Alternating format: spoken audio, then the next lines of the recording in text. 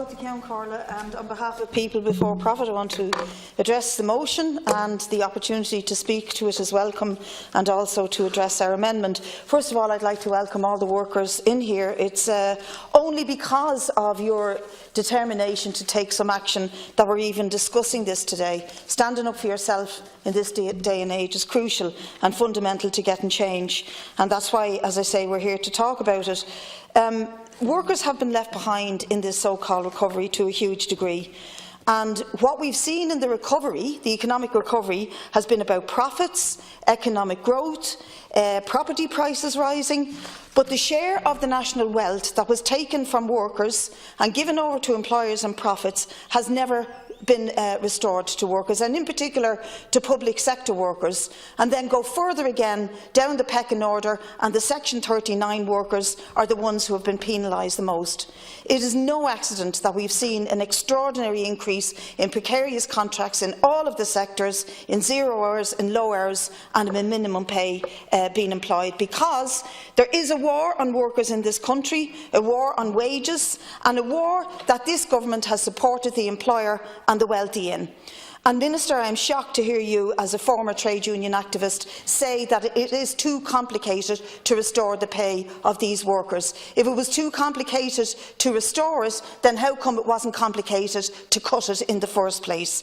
And I don't believe that your priority should be with getting the profits back to where they were in 2008. Rather, it should be about getting the services back, about getting workers' rights back, and restoring the pay levels that these workers so absolutely need. And this injustice will lead to industrial action that we will fully support the workers in.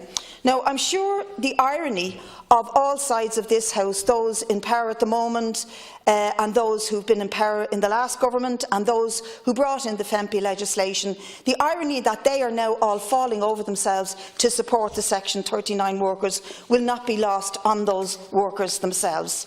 But it is those workers who can only rely on themselves to get the change, because if I were them, I wouldn't be trusting any element of the political class to deliver on their behalf. There is a force they can rely on, and that is the force of their own power and their own ability to make this government listen to them and to ensure that the restoration happens. And it won't happen, Minister, by platitudes coming from your side of the House.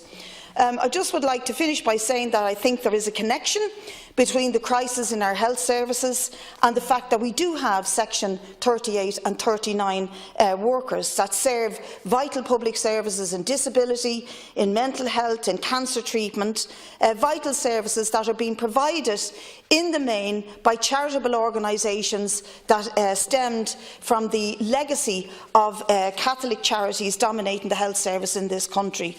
And I want to address the last section of our amendment, which is to say that all Section 39 workers should be fully integrated into the public service and to have the same rights and entitlements bestowed on them, including pension rights, including public service comparators, and absolutely the full restoration of FEMPI.